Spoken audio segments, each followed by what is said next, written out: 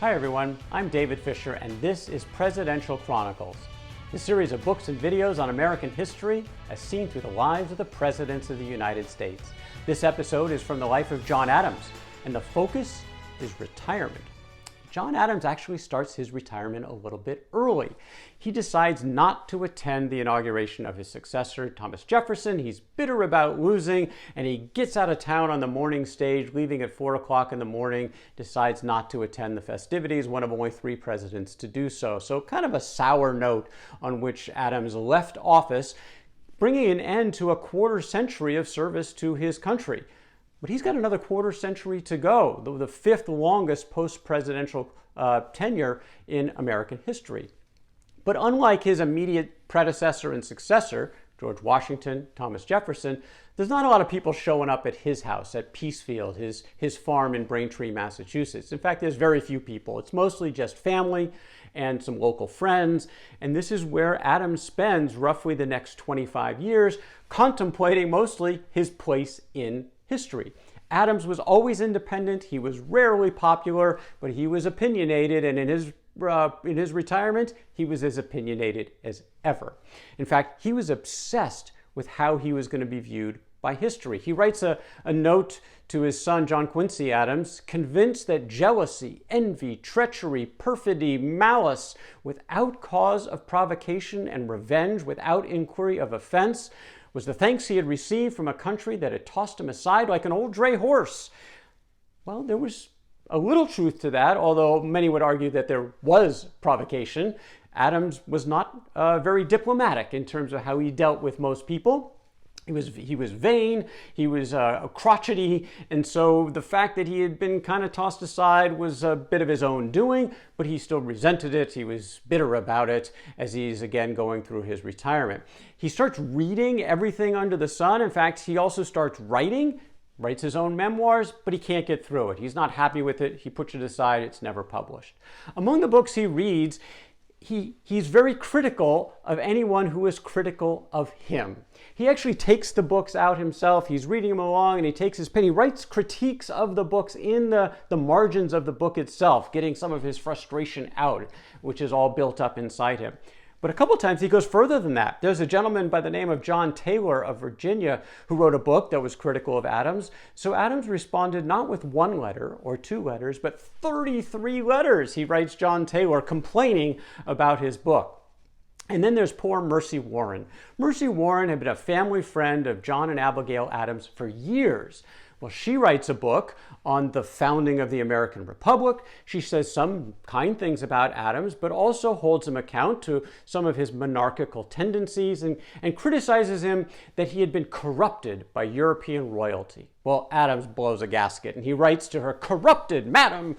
Corruption is a charge that I cannot and will not bear. I challenge the whole human race, and angels and devils too, to produce an instance of it from my cradle to this hour."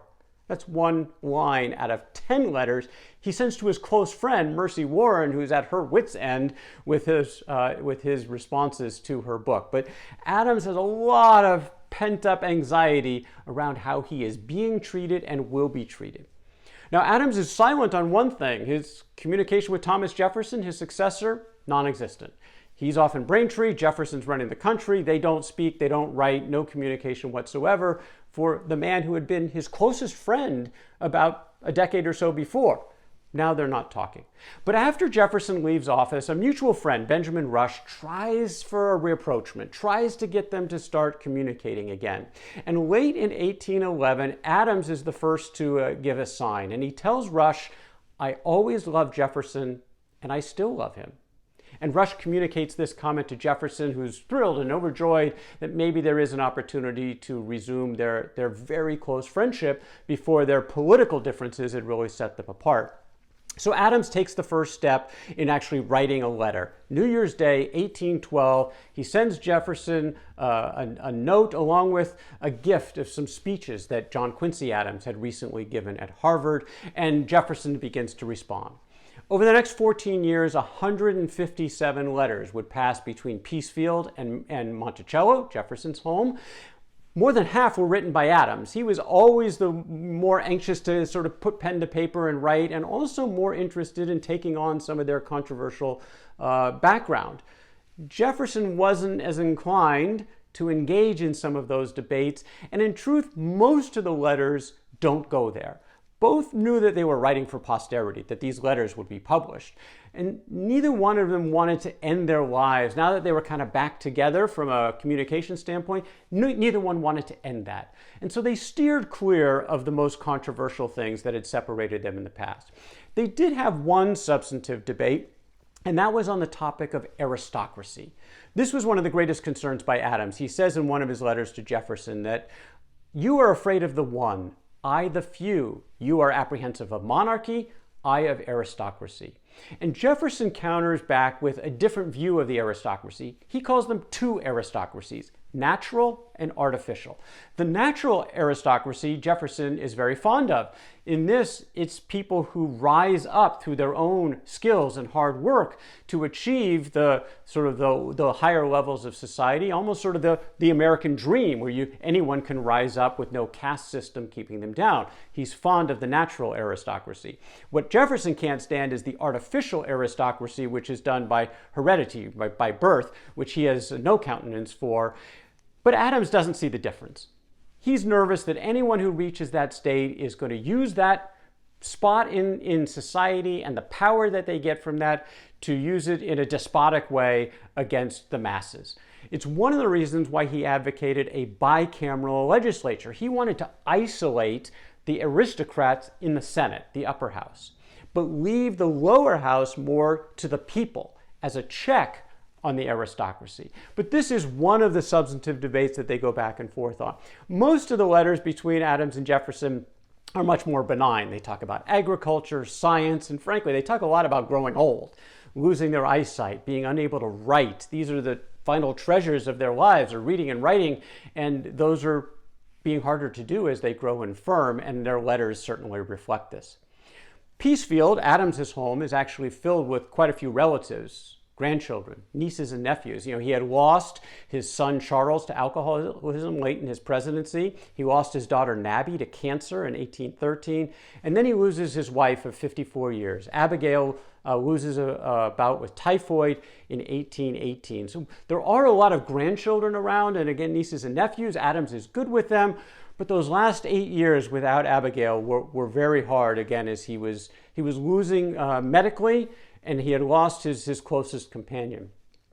Now, if there was a betting man who wanted to put odds on the fact that two of the principal drivers of the Declaration of Independence of the United States, July 4th, 1776, would both die same day, 50 years later, can you imagine what the odds were? That's what happened. John Adams, Thomas Jefferson both take their last breath July 4th, 1826. And in fact, the last words that Adams utters, Thomas Jefferson survives. Well, he wasn't quite right. Jefferson actually passed a few hours earlier. But they both shared that day in 1776 proudly, and then when they passed from the scene in 1826, 50 years later to the day. Leading up to that 50th anniversary, now neither could travel to the celebration that was going to occur in the Capitol, but Adams was asked to offer a toast, and his entire toast was two words: independence forever. And this toast actually has a couple of meanings. Now, what he was focusing on is obviously the independence of his country that he was so much a part of. But it also goes to the character of John Adams as an independent person, which was so critical to, frankly, his personality throughout his entire personal and professional life. Adams was very accurate that he was not going to be well received by history. He wasn't popular in his contemporary life, and history has not really given him much due, despite the fact that if you take out George Washington and Benjamin Franklin, it really is hard to find someone who was more critical as a catalyst for the founding of the American Republic than John Adams. But there are no monuments to John Adams, other than the tiny town of Braintree, Massachusetts, which does certainly remember him in his home. There's just not much there that history has recalled for Adams, because in many ways he made unpopular decisions that made him personally unpopular. But he would not change anything. He wanted the approbation of his community and certainly of history as well. In fact, he craved it. but he was never going to sacrifice the good of the country or his community for his own personal well-being. And that was part of his independence that was so critical to both his success, but also his angst. In his post-presidency, Adams said, "I must think myself independent as long as I live. The feeling is essential to my existence." And that does sum it up. Independence forever for Mr. Independent, John Adams. And that's John Adams and retirement from the life of John Adams.